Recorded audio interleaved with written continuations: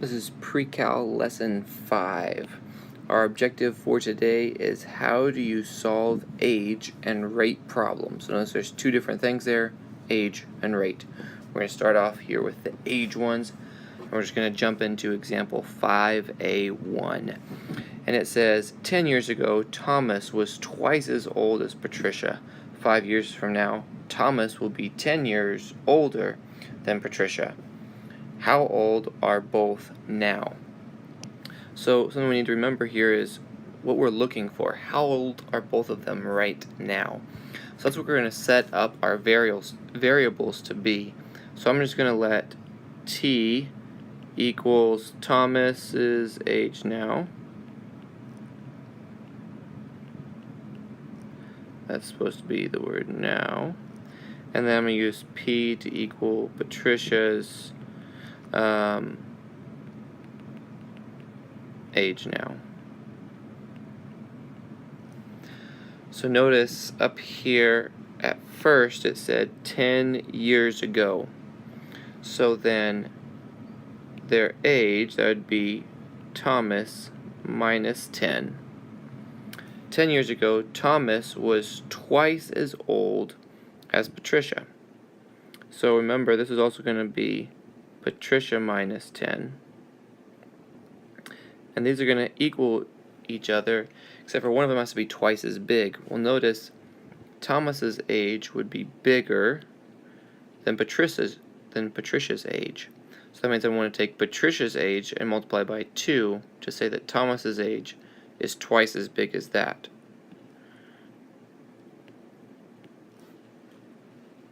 Think about that, I think it should make sense.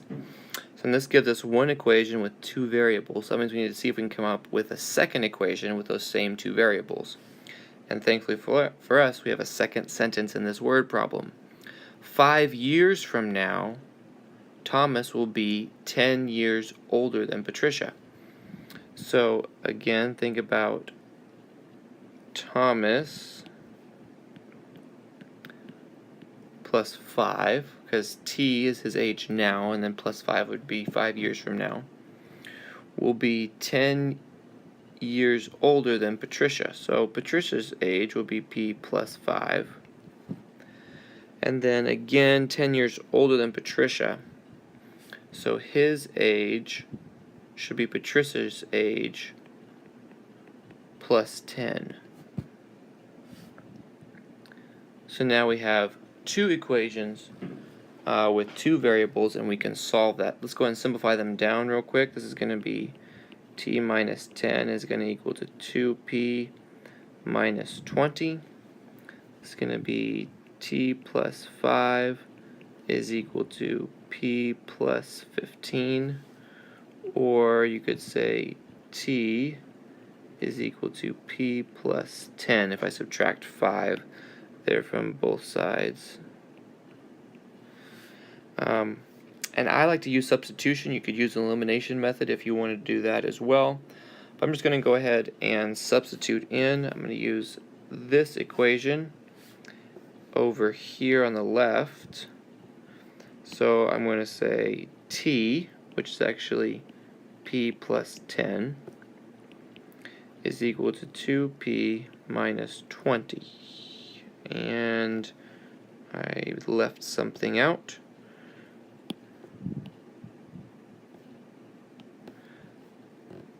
This is going to be p plus 10, because that's replacing the t, and then I should have had that minus 10 in there. So this part is that part, and this part is that part, because of this over here. Now let's see if we can start simplifying that down. We will simply have p is equal to 2p minus 20. I'm going to subtract p from both sides and also add 20.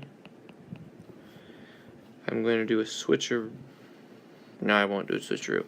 That will p minus p is 0, so on the left hand side I'll just have 20.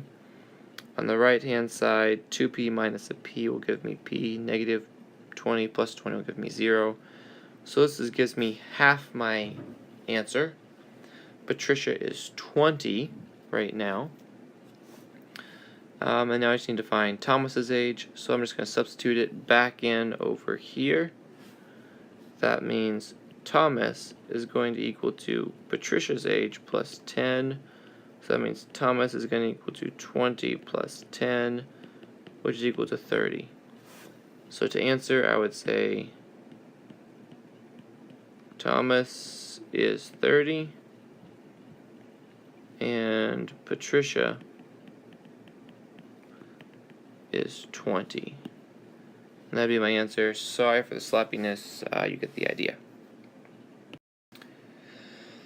Alright, the next kind of problem are rate problems, and often they will take on this form where you have rate times time plus another rate times time will equal some measurement, maybe distance, maybe number of bottles, or something like that. I abbreviated / changed some of the names in this, but this is example 5B1. Joe can wash 3 cars in 5 hours, and Mark can wash 4 cars in 3 hours. 15 cars need to be washed. If Joe works for 2 hours and then is joined by Mark, how long will they have to work together to finish? It's like one of those age-old problems, super confusing. But let's see if we can kind of break this down. First of all, we need to talk about each of their rates individually. Joe's rate is going to be 3 cars every 5 hours, and the rate of Mark is going to be 4 cars every 3 hours. So, since Joe started working for 2 hours, let's see how many cars he got cleaned. So, we're going to need to take his rate, 3 cars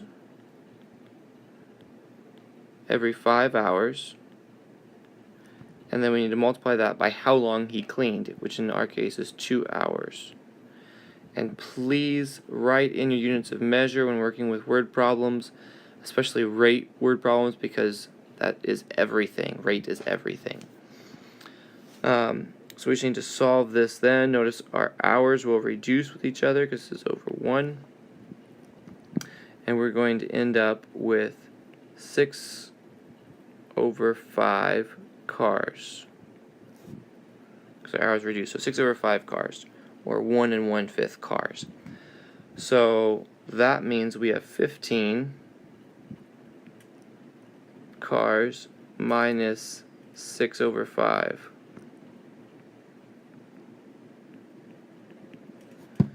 Cars, which would give me 14, 13, and 4/5 cars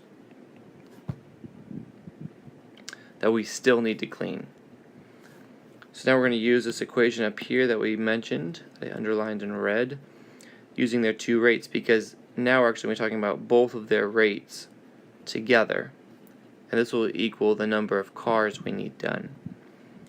So this next part is going to be Joe's rate, which is going to be 3 cars over 5 hours times the amount of time we have left, plus Mark's rate, which is 4 cars over 3 hours, times that same t. And we want that to equal however much time we have left, which is this 13 and 4/5. Okay, so this is going to be, this is cars. Sorry. So it's going to be 3/5 plus 4/3. If we want to think about thought bubble here, 3/5 plus 4/3. We have to get the same denominator, so I'm going to multiply this one by 5 over 5, this one by 3 over 3, 9 over 15 plus 20 over 15. It's going to be 29 over 15. So this is going to be 29 cars over 15 hours. times t should equal to 13 4/5 cars. And a couple things to notice here. First of all, this time is actually in hours, because it says how many hours. So those hours would reduce. And if I divided both sides by my unit of cars, those would reduce. So I would have this 29/15 t is equal to 69/5, which maybe you saw that I did that right over here. So I just need to multiply by the reciprocal. 15/29 multiplied by 15/29. That will go into 3 times and 1 time. Those will reduce, and I'll get t is equal to 207/29. 207/29 is t, and again, that's my hours. So if we wanted to convert that, that would be approximately 7.14 hours, or 7 hours 8 minutes, approximately. So any one of those would be an adequate answer. So really the key is just making sure that you understand what's going on, find different pieces, and setting up this equation here, this one up here that you have, with the pieces that you need. So I hope that made sense. We're going to do one more in the second part of this video.